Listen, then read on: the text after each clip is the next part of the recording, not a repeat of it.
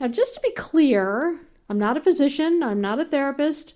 I'm a typical married, suburban, middle-aged working mom who just so happened to spend 7.5 years standing in the middle of an orgy for work. Bum, bum, bum, sex ed, what's happening in your bed? We've got answers just ahead. Yeah, it's time for Sex Ed, the musical. Welcome to Sex Ed the Musical. I'm your host, Wendy Miller, coming to you today from Studio 1A. Okay, fair warning, we're going to be talking a lot about sex, hence the title. If there are people in the car who you don't want to hear sex words, or maybe you're at work and you didn't realize how loud your speakers are, listener discretion is advised. We're going to be talking a lot about how to have a great sex life, how to be adventurous, how to have more fun, the surprising reasons why your libido may have ditched you, which totally sounds like something you would see on the cover of Cosmo magazine, and what some of the really fun products are out there or places to go that can really enhance the romance. Enhance the romance. Sounds like a new jingle. Stick with me, and you just might find out how to have the sex life of your dreams. If that's what you want, this podcast is for you. If you've got a problem, we've got a fix. Let's get dirty. Okay, so how did I get from making snow cones at the neighborhood block party to being a certified sexologist and the go-to source for dirty stuff amongst all my friends? Great question. Thanks for asking. Here's my origin story. No, I was not bitten by a radioactive spider. I wasn't exposed to gamma rays. Actually, I was exposed to perverts. Or at least people I thought were perverts. For 25 years, I had a really fancy TV career. I worked for The Oprah Show, I wrote Jingles for NBC, many of which you may remember and still hate me for. I launched the Oxygen Network, I won an Emmy for producing The Wayne Brady Show, all sorts of really impressive things to my parents. But regardless of what I accomplished, it was becoming abundantly clear to me that at some point, my career would be leaving me for a younger woman. So I started to plan my exit strategy before someone planned it for me. I started to look for, like a new direction to take my career, 2.0 or 3.0 or whatever .0. If you look around, if you work in the corporate world, whatever it is, you notice there probably aren't a lot of women over 50. After 40, women just slowly start getting phased out of jobs. And we get gaslighted about it, and it's happening to a bunch of my friends. This is no coincidence. This is what happens. But in show business, it's especially brutal. I love that Tina Fey quote about the definition of crazy in show business is a woman who keeps talking even after no one wants to fuck her anymore. That really is the scale on which most women are judged. Like it or not, it's fucked up, but it's true. And so I started to look for a new direction to take my career.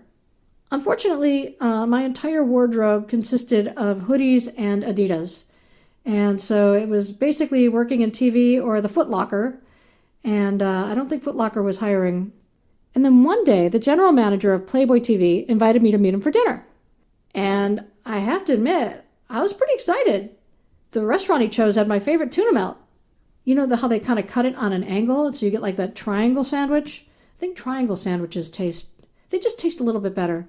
Anyway, Playboy had done this big research study of married couples. And I hope you're sitting, because this may be very shocking to hear. But it turns out married couples were unhappy with how much sex they were having. What? That's crazy that someone spent a fortune on a research study to find that out. Yes, of course, the couples complained that stress, kids, and everyday distractions were getting in the way of romance and staying sexually connected. So Playboy wanted to, help these people out and also grow their viewership at the same time. Because for the most part, Playboy was programming for men. Entertainment for men, right? So they saw a real opportunity to create shows for couples, which is coded language for women. In their research study, Playboy discovered that women actually didn't have that many issues with porn, as long as it had certain attributes. High production values, people who looked like they maybe actually knew each other's names, good lighting, things that were important to women. But it wasn't about porn that was so off-putting, it was about how porn was being produced. So Playboy thought, why don't we create mainstream reality shows, except when the couples hook up, we don't have to turn off the cameras. If you take a look at a show like The Bachelor, they have like their little special romantic private date, and Kirsten J. and Austin, I'm making up these names, I've never seen The Bachelor, go in their little hotel suite and they have the romantic night together, and the camera watches as the door closes. Well, Playboy just wanted to bring the camera right into the bedroom. It's part of the story. It's contextual. You've already spent a lot of time getting to know these people. Sex is part of the whole story. And they could shoot it because there's a space basically where HBO real sex ended and porn began that Playboy wanted to live in. It's really kind of smart, actually. They called the programming TV for Two. So they hired me to develop, create, and oversee this brand new genre of upscale, sexually explicit, but still network quality shows that would attract female viewers and couples to the network, with the goal being that if they watched them together, they would stay sexually in sync with each other. These shows were designed to keep people talking about sex, maybe being turned on, and having more sex. Honestly, of everything I've ever produced, I believe these shows are God's work because they were designed to keep married couples sexually in sync. So in January of 2010, I walked into the Playboy TV offices, seriously, thinking I'd seen it all, knew it all, and done it all. But within like 30 minutes, I realized I'd seen nothing, knew nothing, and had done absolutely nothing. I developed a show about monogamous couples who were curious about swinging, and it was one of my first shows greenlit. The show is called Swing. Unfortunately, I knew nothing at all about swinging. I mean, I'd seen some swingers on the Oprah show, and I remember seeing some on Real Sex on HBO, and maybe a few minutes of The Ice Storm while I was folding my laundry. But I really did not know anything about that lifestyle. And so I figured if I'm going to be doing a TV show about swinging, I should probably go to an actual swinger party for research, right? Just like standing there with my little mental notepad like Diane Fossey amongst the swingers. So I dragged my husband to an actual swinger party in the San Fernando Valley, which was at the same time the funniest and most disastrous night of my entire marriage. And I'm going to share that story at another time, but suffice to say, don't enter that lifestyle lightly. So after surviving the swinger party, the show went into production. We cast a bunch of really beautiful people who were in the swinging lifestyle, and they moved into this house. And before I could even get there, the crew were calling me saying, these people are having sex all over the place, this is crazy. And I got there and I thought, oh my God, these people are such perverts. I was really, really judgmental. But after spending a few days with them in the house and really watching them, how they live their lives, all they do is stay in great shape, communicate with their partners constantly. They're super friendly and inclusive. Their hygiene is off the chart. I mean, they're always sure there's like full consent, and they have tons and tons and tons and tons and tons and tons of sex. Then there's the rest of us.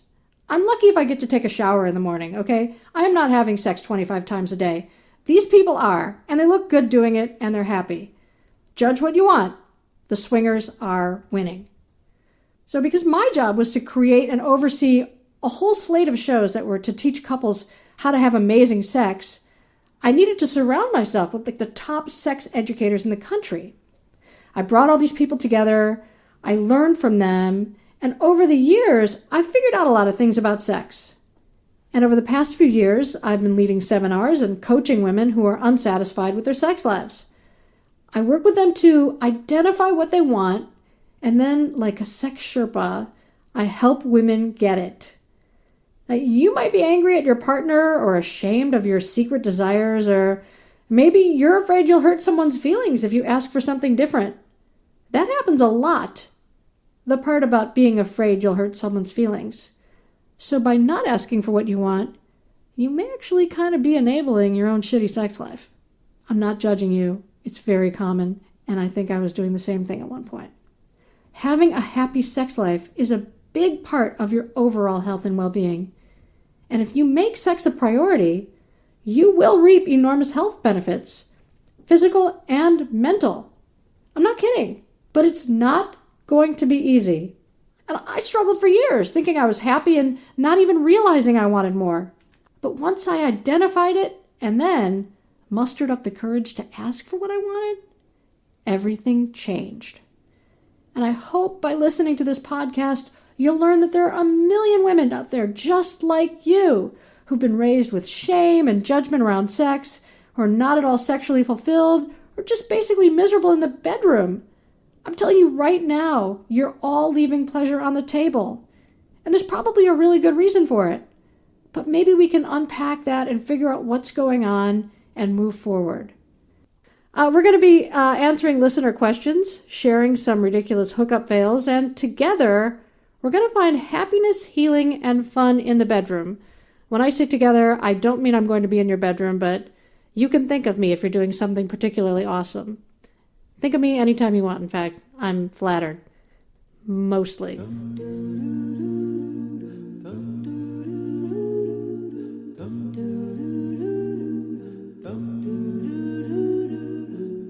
It's not always great when you fornicate. Swoop confessions. Picture this. You're a single girl living in Manhattan in a fabulous studio apartment, and it's Saturday afternoon and you have nothing special to do. So it dawns on you, hey, I got a drawer full of sex toys. I know what I'm going to do today. And you just get busy. And you get busy and you get busy and time is passing and everything is fabulous.